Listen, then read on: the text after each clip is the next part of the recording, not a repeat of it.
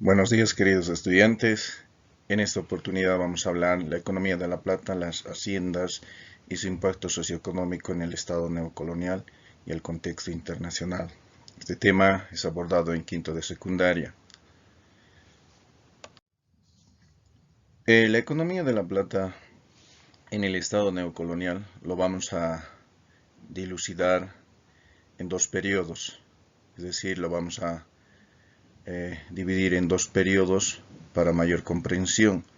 Un primer periodo de la economía de La Plata que abarca de 1825 a 1860 y un segundo periodo de la economía de La Plata de 1860 a 1895. En este primer periodo de la economía de La Plata, la situación económica del país se encontraba en una situación de crisis. Uno, por el abandono de las minas, por la situación que ha vivido el Estado colonial antes de la República, una guerra de independencia, la cual hizo que la explotación de las minas quedaran abandonadas.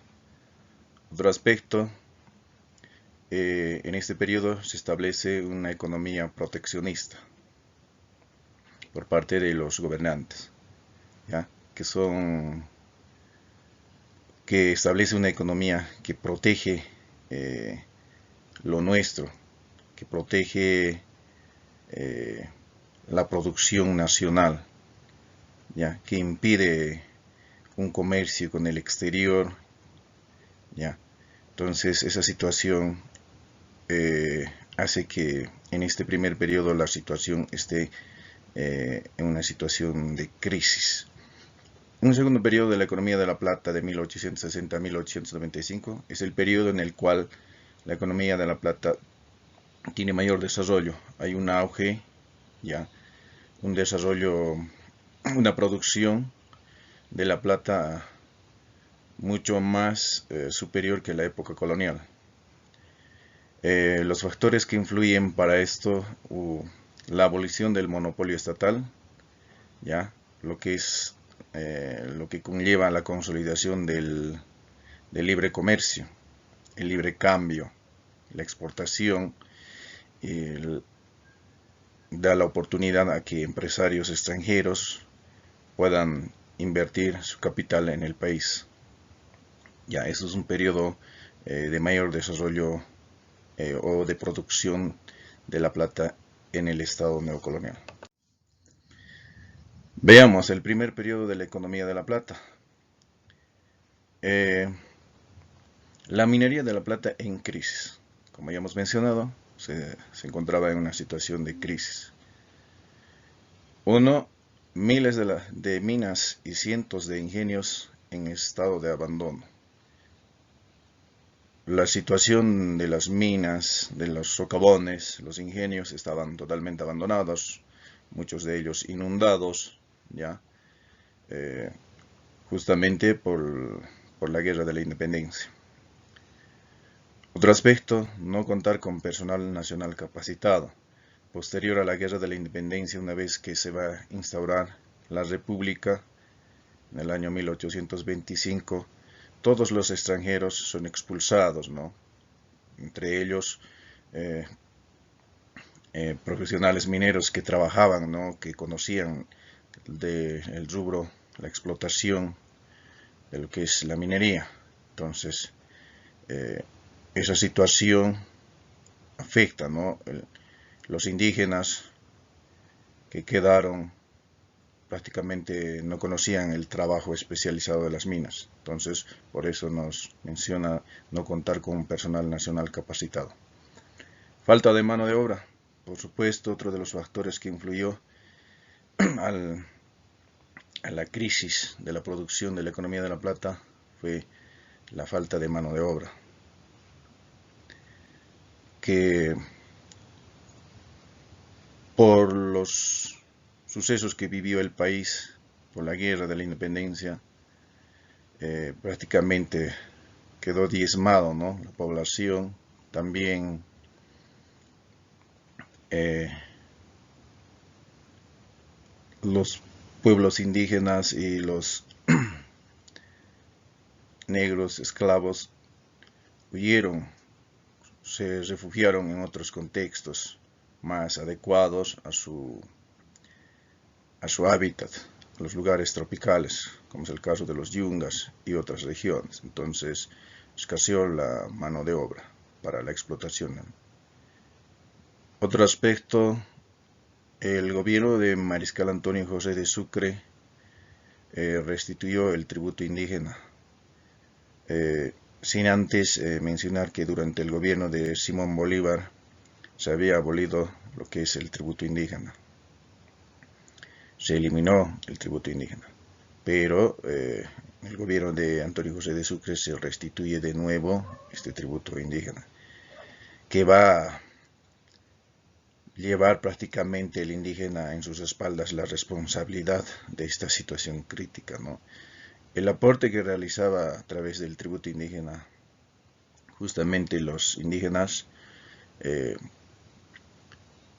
llegaba a un 30% de todos los ingresos fiscales que el Estado recibía, ¿no? Una gran parte, entonces, estaba sostenido el país con el tributo indígena. Otro aspecto, el mariscal Andrés de Santa Cruz inició la acuñación de la moneda feble. Ya, eso a raíz de que no había mucha producción de la plata, del mineral de la plata. Entonces, por esa situación, para que haya circulante, para que se pueda continuar con el comercio interno en el país, ya se va a producir, se va a acuñar monedas feble, es decir, una mezcla entre el mineral del cobre y la plata. Ya. Justamente Andrés de Santa Cruz es un presidente que implementa esa política proteccionista.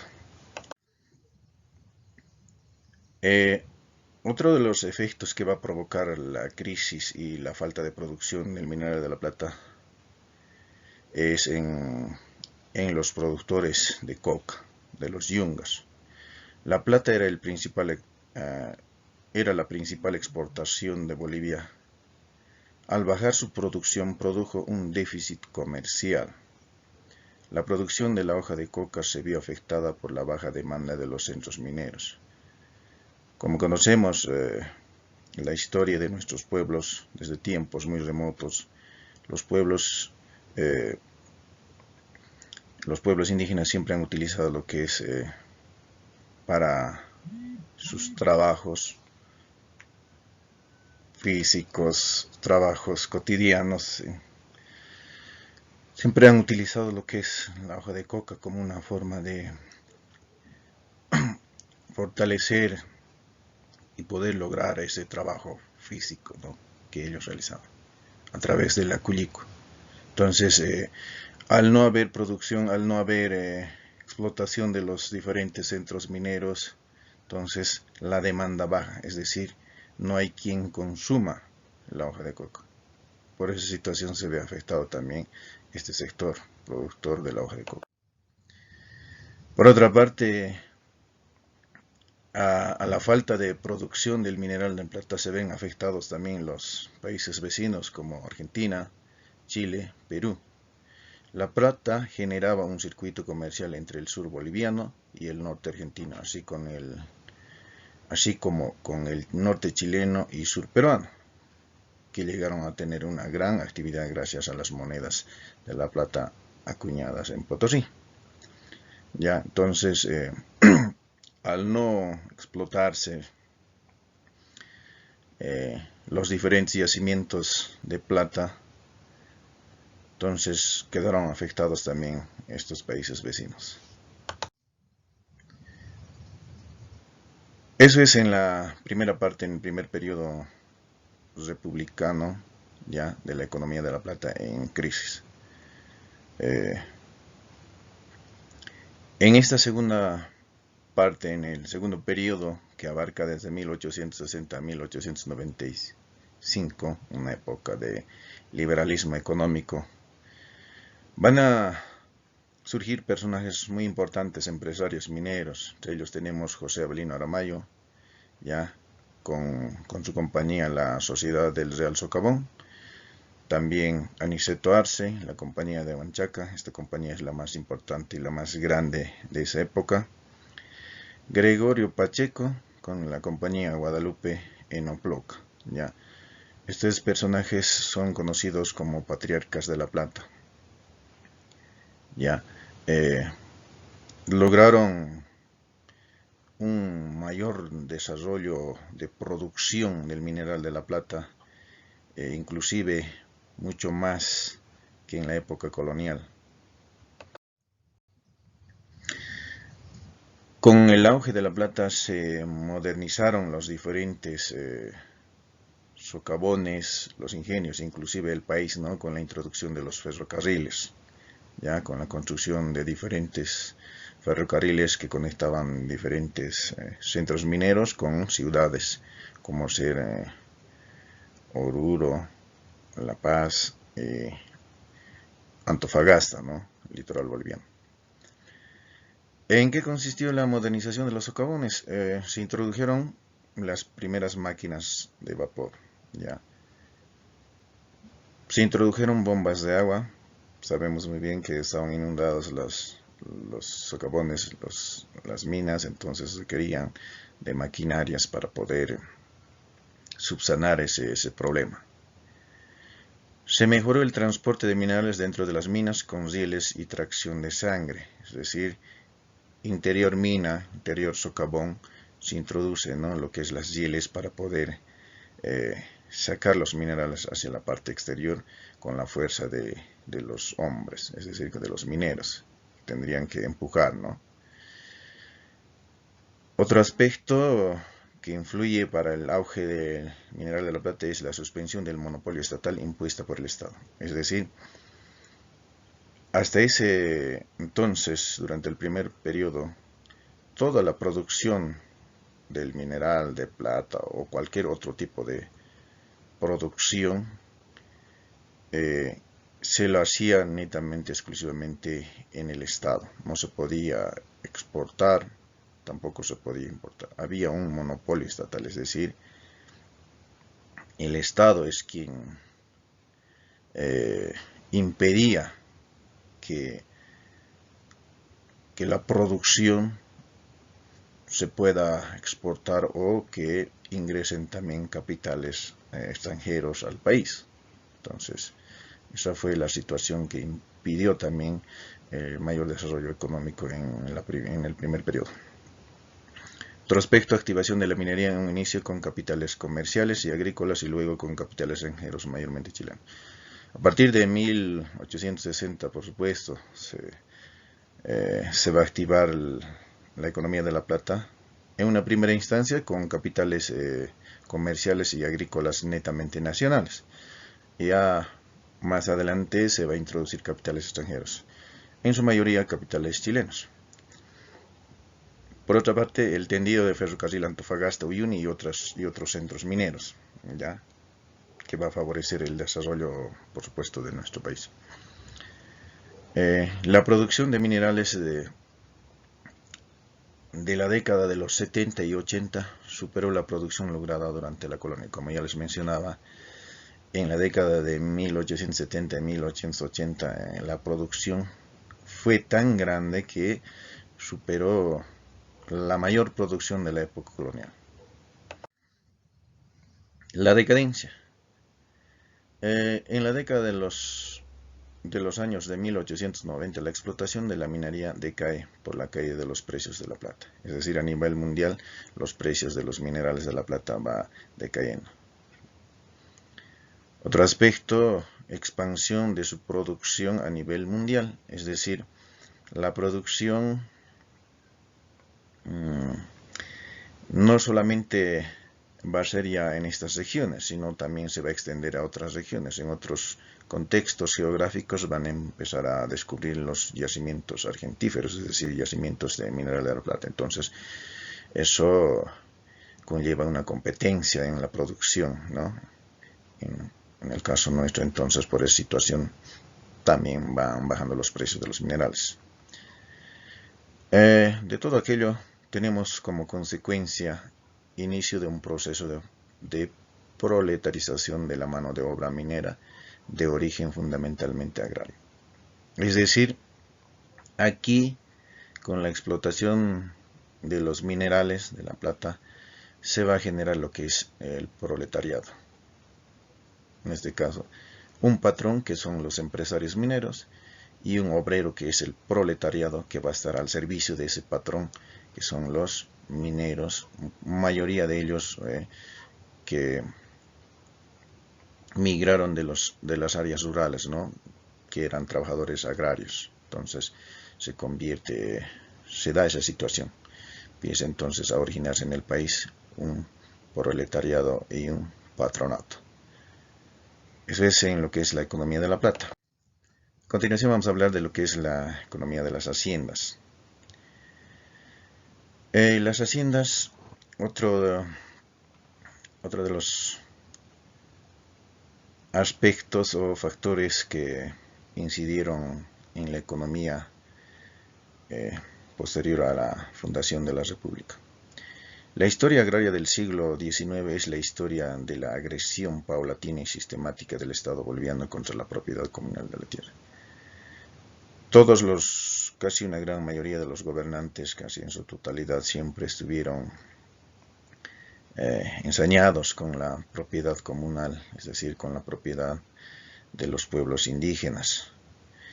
Sacaron diferentes leyes para poder expropiarlas y convertirlas esas tierras en haciendas. Durante el gobierno de Simón Bolívar se reglamentó la abolición del tributo indígena, como ya hemos mencionado, y Sucre la restituyó. Antonio José de Sucre la vuelve a restituir, que representaba una carga muy pesada sobre las espaldas de los indígenas. Por supuesto, como ya mencionaba, aportaban prácticamente el 30% a las arcas del Estado. Ya, con eso se solventaba el Estado para pagar a los funcionarios públicos, para el ejército, en fin. Prácticamente el ejército utilizó el 50% de todos los ingresos fiscales. Ya.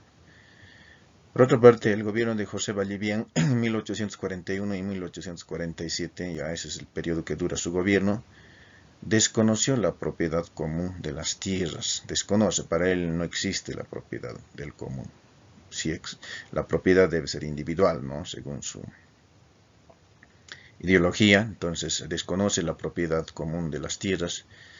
¿A través de qué ley? A través de la ley de enfiteusis, ya promulgada el 14 de diciembre de 1842. Ya con esos se va a realizar la apropiación y despojo de las tierras comunitarias de origen.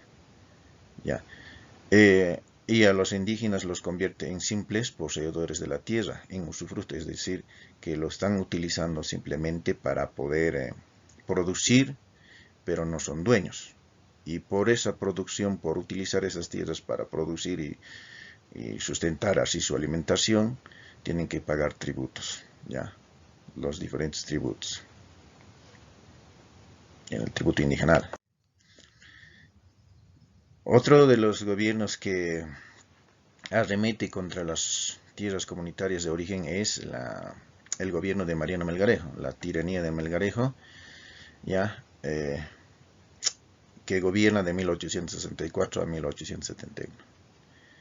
Durante este gobierno se realiza el decreto del 20 de marzo de 1866 y la ley del 28 de septiembre de 1868, en el cual se convierte este decreto y esta ley se convierte en un arma legal para Melgarejo, la cual obliga a los indígenas a pagar un canon, es decir, un pago en dinero, en tributo, ya, por el uso que realizan sobre las tierras. Para ese pago de un canon, para consolidar la propiedad individual de la tierra y a renunciar cualquier forma de propiedad colectiva otorgando un plazo de 60 días. Les da un plazo, ¿no?, de 60 días para que ellos puedan realizar ese pago del canon, ¿ya? Que es el pago por el uso de la tierra, ¿ya? Y y renunciar a cualquier forma de propiedad colectiva en las comunidades. Sabemos muy bien, las comunidades tienen, hay terrenos que son de todos los comunarios, ¿no? No es una propiedad individual, sino de todos, y eso es las tierras comunitarias, y eso es lo que les unifica a estas comunidades.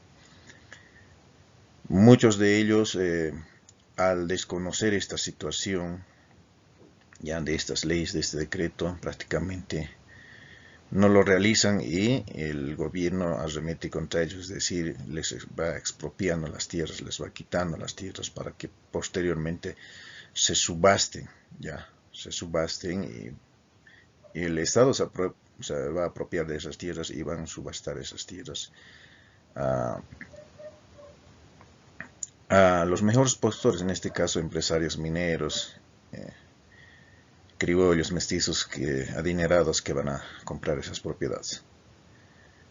Respecto a ventas sin previo aviso de remate, adjudicaciones ilegales por parte de los propios subastadores a sus parientes, fue el gran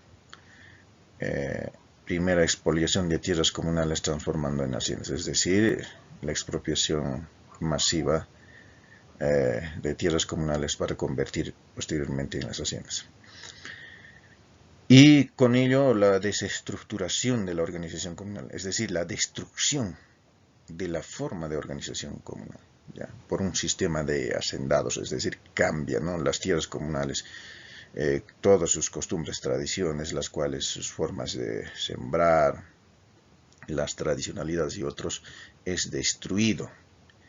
Por decir, en el trabajo agrícola realizaban lo que es el AINI, la minca, todo aquello, ese sistema de trabajo que era estructurado de los pueblos indígenas ha sido destruido y se cambia por otro sistema de trabajo que es un trabajo de los hacendados, en este caso una relación entre colonos y patrones, o patrones y podemos decir pongos, ¿no? Entonces, que están al servicio, los indígenas prácticamente en este sistema de hacendados trabajan gratuitamente al servicio del patrón, del hacendado.